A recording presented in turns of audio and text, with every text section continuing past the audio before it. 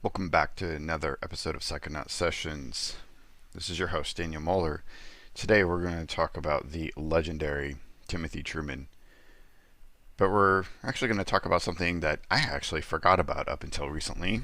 And I rediscovered a Timothy Truman book that I found quite fascinating. But if you don't know who Timothy Truman is, I've got some examples here. Um, Definitely the creator and writer and illustrator of Scout, which was a great independent comic from the 80s.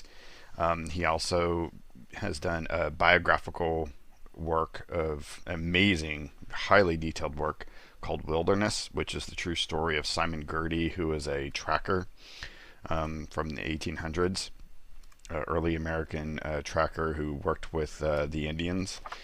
So really cool book. I've got part one. He's also most notable for his work on Hawkworld for DC Comics, and then for First Comics, Grimjack with John Ostrander, which is probably, I think, what was the item that really put him on the map.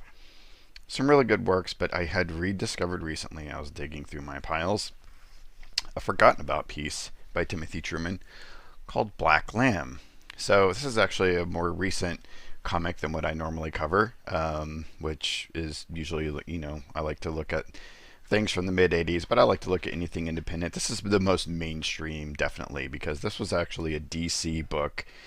DC for a while put out this series of comics called Helix. Like, it was their Helix imprint, which was sort of in the 90s. Vertigo was their like sister imprint or sub imprint that put out a lot of more mature books, very horror oriented. Most notable that came out of that is Sandman, Preacher, other works like that. Helix was their attempt to put out another line of mature, adult oriented comics, but that had a more sort of sci-fi bent. And by sci-fi, I really mean more like heavy metal. So this is very like, dystopian type of science fiction, with that sort of like heavy metal, really hard-edged vibe to it. The most notable thing that came out of Helix, there were a couple other titles. They had about 5 or 6 titles, but the most notable thing that came out of it was Warren Ellis and Derek Robertson's Transmetropolitan, which eventually got moved to Vertigo when Helix folded.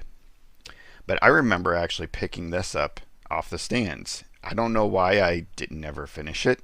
I assume that there's a full 6 issues out there. I need to get them because this is a Timothy Truman project. And at the time that I picked this up, I had no idea who Timothy Truman was at the time.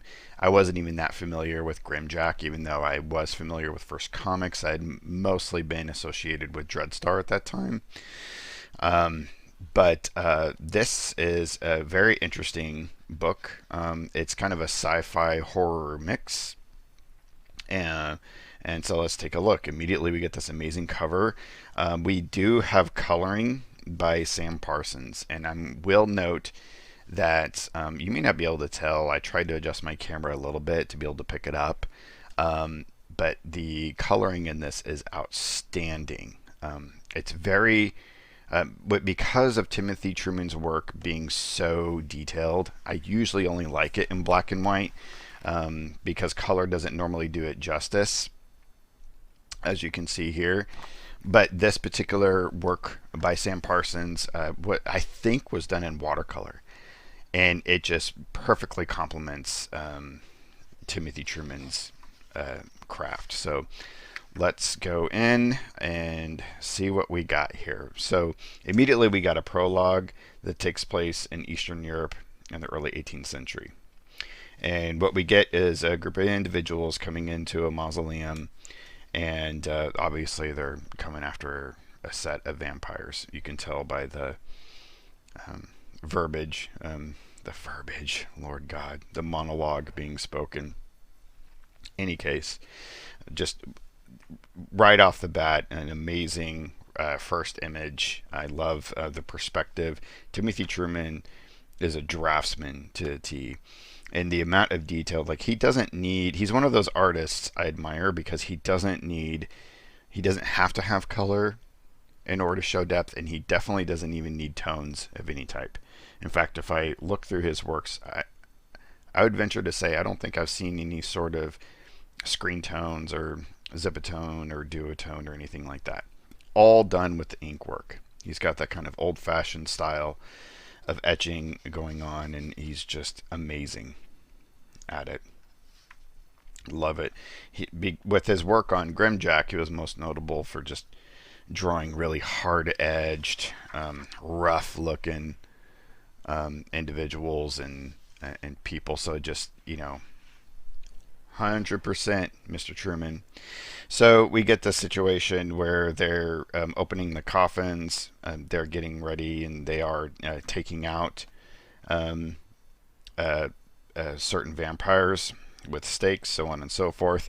He makes some like little twists and turns of the original legends regarding killing vampires, like his own sort of bent to it, such as putting a coin on the throat, putting garlic on the lips, and then a stake in the belly. So it looks like it's a mother, father, and then a child vampire, and as they open the coffin, the individual who's kind of doing the monologue here, as they open the coffin, the boy wakes up, and the head vampire slayer kills the boy anyway, and the screams can be heard through the night. And then as outside of the mausoleum, we see a lone figure here looking onward, and it is Black Lamb. So that's the monologue. It's done in those these kind of like old-fashioned sepia tones. Ugh, my camera is just doesn't pick it up very well, and I apologize. But then we come into the future, and it doesn't say exactly what year. It just says the future, and the place is just the city. Get some pretty interesting lettering here going on, but just kind of like Transmetropolitan and other books from Helix, the Helix imprint. It was just these crazy like Blade Runner, cyberpunk, that was the word I was looking for before, sort of futures where, mass capitalism and technology has gone out of hand.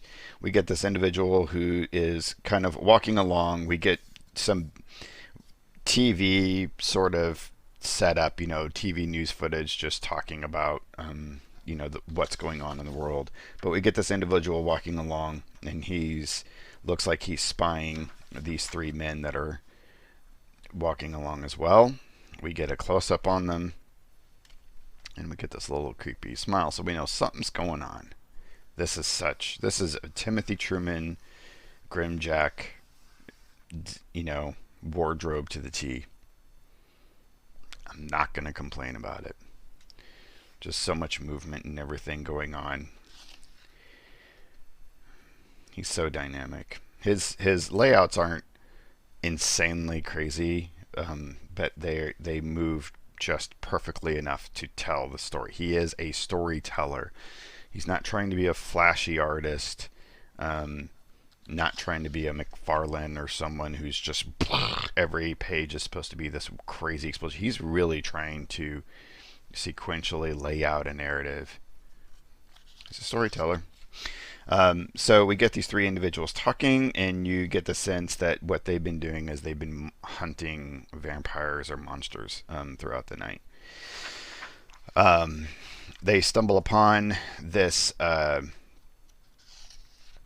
sort of bard, and who is just wandering around on this little floating device, whose name is Grover Tuna, which is freaking awesome. And this bard has, a warning for these individuals who are about ready to take him out because of his warning. But he's like, hey, I'm neutral. I'm just saying he is watching you. And he being Black Lamb, who is watching from above. So we get this sort of like Batman sort of scenario. Black Lamb's on the move. We've got our full moon. Very similar to the cover image, but it is modified. I would venture to say it's probably the same image, pencil work, and then he modified it for the cover through inks.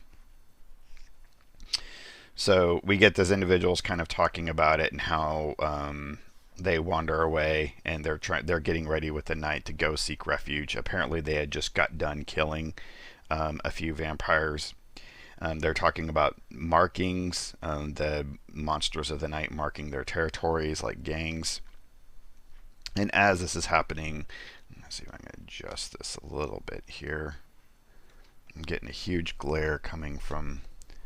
It's too bad you can't see 100%. But you can see him, Black Lamb, moving through the darkness, jumping the cityscape like Batman would probably do. I have got to point out this horrible Sam Goody Musicland ad. Where I grew up, we had Musicland. I actually had that Soul Coughing CD. Gotta love the 90s. Oh my lord. The 1990s. What is this? 96? This was 96, right? This was... Yep. 96. The year I graduated high school, ladies and gentlemen. It was that long ago. Slayer. That's pretty cool.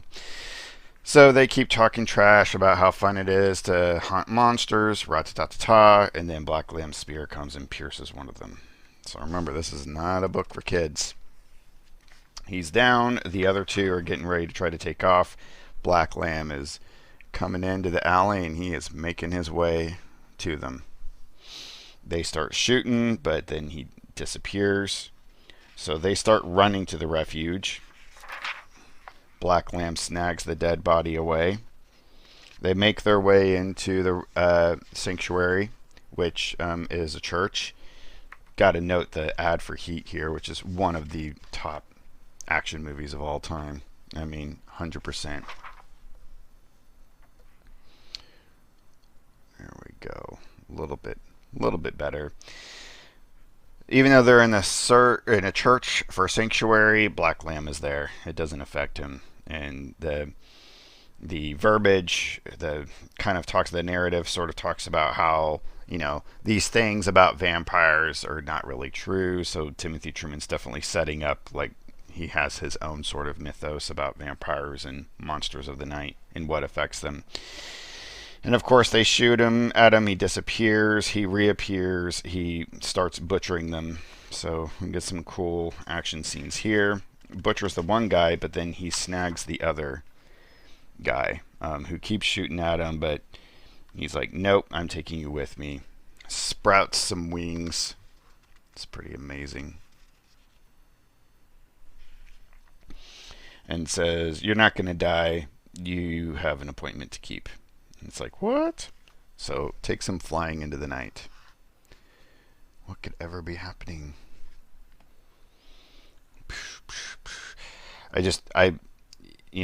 I'm sure he watches movies or something in the way that, the camera captures the best way to communicate the sense of time and the sense of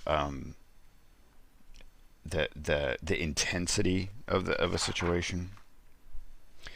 So our kind of vampire butcher or whatever wakes up. He's tied up, and what we get here is an entire court of monsters. The court of monsters is now assembled. That is awesome. All these creatures of the night, demons, tentacle figures, reptilian guy. I mean, this is everything you want in a Timothy Truman comic. And of course, the top hats. He loves top hats. So we get this judge who is accusing this man of taking out the races of the night and murdering a family, and does say that there is a prosecutor against him, who is this Herman McGeary, and then he does have a defense, which is this little fairy named Marcia Moon. So he is going through a trial. Of course, Herman McGeary has sort of a Jekyll Hyde personality. And unfortunately, Marcia Moon's defense doesn't have a chance. Everybody wants blood. McGeary makes his case, and then we bring up the boy from earlier who was a witness, the survivor of the family that was butchered. And so with that witness taking to the stand and claiming him the murderer, most definitely the judge is like, do you have any words in your own defense? He can't speak, of course. He's muffled. So be it. Let it be shown that the accused had nothing to say. And here's some of your other Helix titles. Vermilion was one that I remember. Can't remember what this one is. And this was Cyberella. They only had a few. Well, and it looks like the prosecutor wins, so the prosecutor gets to eat the defense. So McGeary eats Marcia Moon, and they sentence him to a certain kind of death. Black Lamb takes him to some sort of fiery pit and tosses him in. Black Lamb takes off, and the boy watches as he walks away, and they talk about something about him that he served us very long. It's really him, the Black Lamb, so he has this legend surrounding him. And the boy stating, an immortal vampire who has tasted vampire blood. They say that he killed his own child. And the judge says, yes, it is true. So we've got a lone figure with a dark past who is tortured. Brahaha. And so that we get a little bit of an epilogue here, and we just get a scene that kind of took place from the previous prologue, where Black Lamb butchered all those people except for one lone survivor that he let witness his butchering of the vampire murderers. So anyway, a little bit of afterword here from Timothy Truman. Not a ton, other than he really flatly states that Black Lamb, out of almost all his projects, and at this point he had done everything that I had spoken to, that this was the most fun that he's ever had. So I don't know if he's talking it up to just try to help DC sell the book, or if that's legit.